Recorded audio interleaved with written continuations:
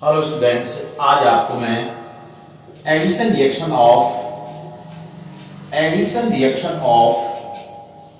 Alkene, जो विशेष reaction होंगे वो मैं आपको बताऊंगा। जो एडिशन रिएक्शन ऑफ एल्कीन होते हैं ये हमारे पास टू टाइप होते हैं, टू वे में होते हैं। ये टू टाइप से होते हैं। देखिए कैसे। नंबर फर्स्ट,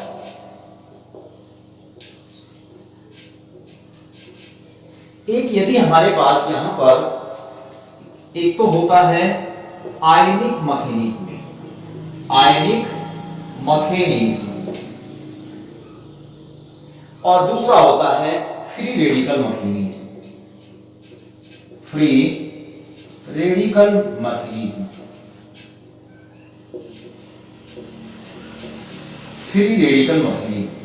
इसकी क्या कंडीशन है और फ्री रेडिकल मैकेनिज्म की क्या कंडीशन होती है? जो हमारे पास ये C डबल बॉन्ड C और यहां भी ये C डबल बॉन्ड C होता है, तो हमारे पास यदि यहां पर एक पोलर सॉल्वेंट यूज किया जाए और यहां पर पोलर सॉल्वेंट यूज किया जाए और लो टेम्परेचर, तो होता क्या है, हमारे पास सिंगल बॉन्ड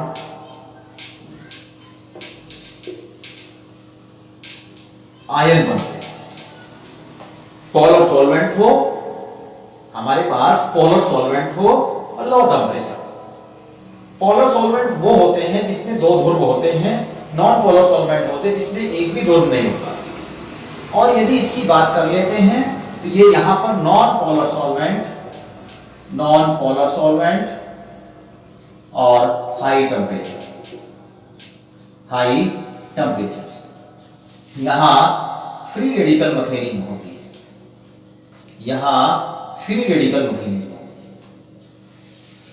देखिए ध्यान से कि यहां पर कैसे हमारे पास ये एडिशन रिएक्शन होते हैं। देखिए मैं बताता हूं आपको।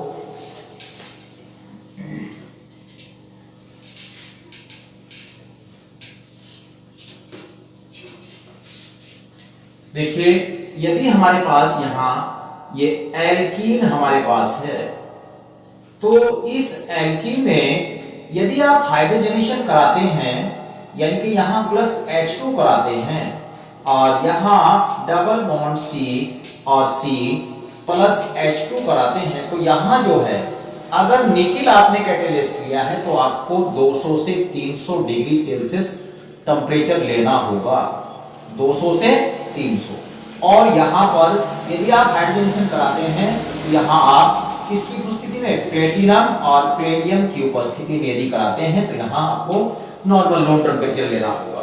बनती यहां है एल्केन CH3 और CH3 और CH3। अब बात कर लेते हैं ये जो हैलोजनेशन की हम बात करेंगे।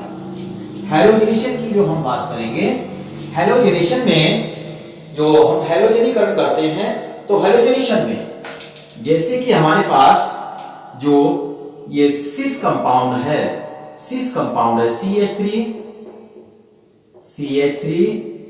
और H और यहां हमारे पास ये कंपाउंड है।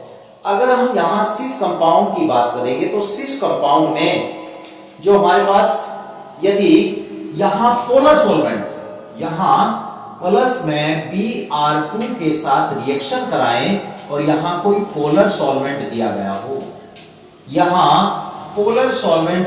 हो, तो सिस प्रोडक्ट ही बनेगा। सिंगल बॉन्ड CH3 और CH3 और ये H हमारे पास और ये H और यहां ये Br, हमारे पास सिस प्रोडक्ट हो गया, बनेगा। और एक बात कर लेते हैं हम एल्कीन की। ये एल्कीन हमारे पास है और एक बात मैं बताता हूं आपको, ये तो रही आपके पास साइक्लिक एल्कीन थी, अगर हमारे पास यहाँ ट्रांस प्रोडक्ट है, ये ट्रांस प्रोडक्ट है, हमारे पास ट्रांस प्रोडक्ट है और Br2 का ब्रोमीन यानी कि ब्रोमिनेशन रिएक्शन हम यहाँ करा रहे हैं, तो और यहाँ पर यहाँ पर पोलर सॉल्वेंट है, यहाँ भी पोलर सॉल्वेंट है, पोलर सॉल्वेंट है, तो ट्रांस कंपाउंड ही बनेगा, ट्रांस आइसोमर ही बनेगा। No change of the isomeries और geometrical isomeries and the stereoselectivity, कोई चेंज नहीं।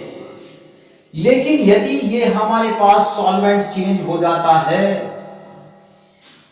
ध्यान से देखेंगे स्टूडेंट्स, यदि सिस एल्कीन है और पोलर सॉल्वेंट है तो सिस प्रोडक्ट बनेगा, और यदि ट्रांस एल्कीन है और पोलर सॉल्वेंट दिया है तो ट्रांस आइसोमर बनेगा। अब बात कर लेते हैं नॉन पोलर सॉल्वेंट की। नॉन पोलर सॉल्वेंट,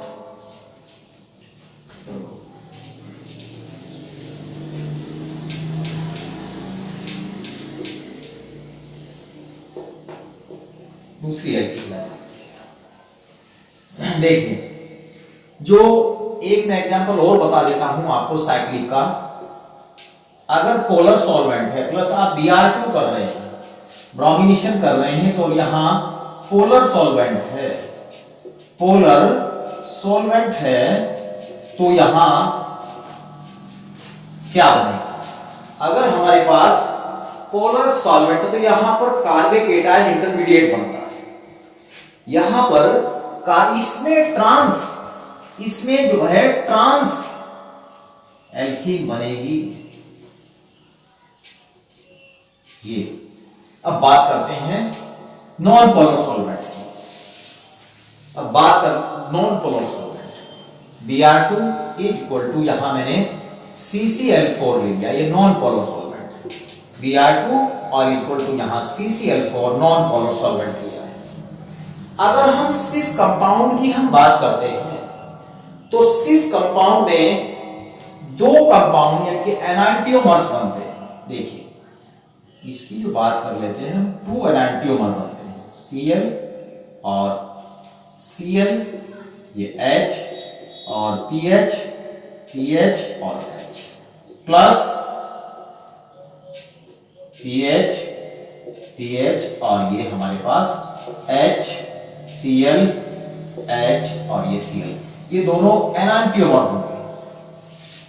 और अगर हमारे पास यदि ट्रांस एल्कीन है, यदि हमारे पास ट्रांस एल्कीन है और नॉन पोलर सॉल्वेंट है, तो मीशो प्रोडक्ट बनता है, मीशो प्रोडक्ट बनता है,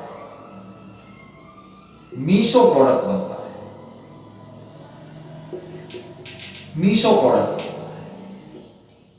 मीशो प्रोडक्ट बनता है।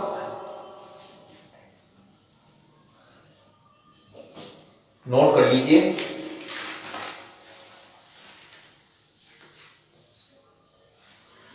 अब बात करते हैं, हमारे पास थी ये मोनो एल्कीन थी, अब बात करते हैं डाइईन की। डाइईन की हम बात करते हैं, डाइईन की हम बात करेंगे। देखिए डाइईन की जो हम बात करेंगे, डाइईन हमारे पास ये डाइईन है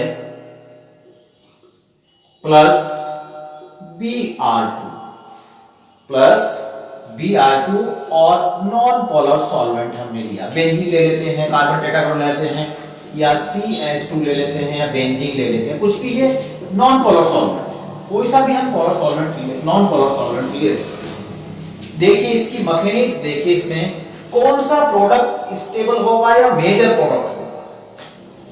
देखिए हमारे पास first step Br single bond Br equal to Br positive plus Br negative, Br positive Br negative. देखिए ये मैकेनिज्म मैं आपको बताऊंगा हमारे पास किस प्रकार का प्रोडक्ट बनेगा। यहां Br पॉजिटिव, तो हमारे पास ये बॉन्ड ब्रेक हो जाता है, ये बॉन्ड ब्रेक होगा इक्वल टू C, यहां पर प्लस, यहां माइनस और ये डबल बॉन्ड, यहां इसके साथ ये माइनस पर ये Br ऐसे यहां एडजस्ट इक्वल टू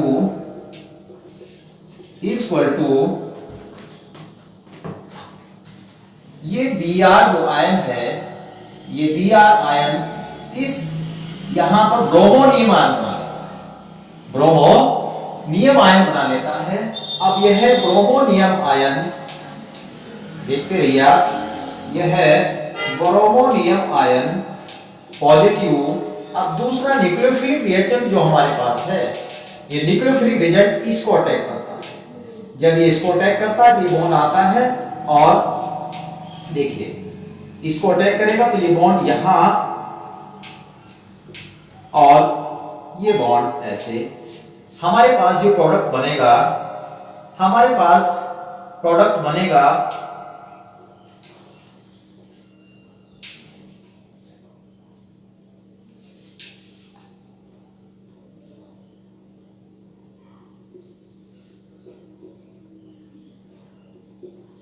Br और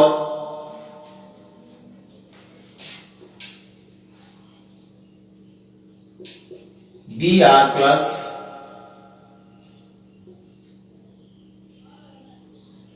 Br और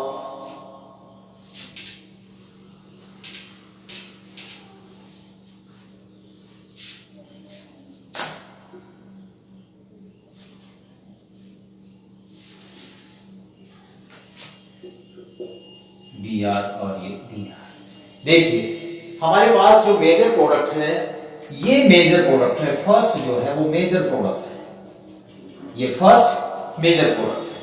अब बात कर लेते हैं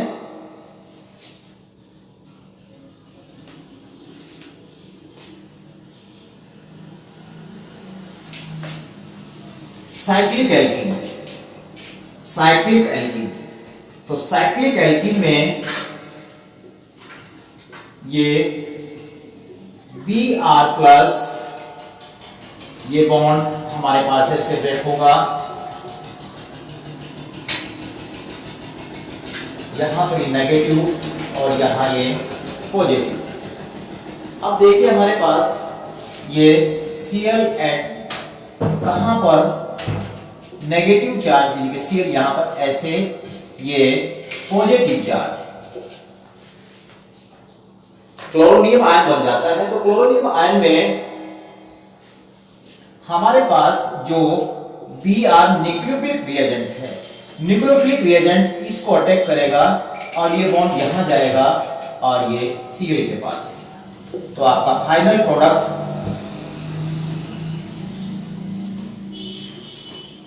Cl और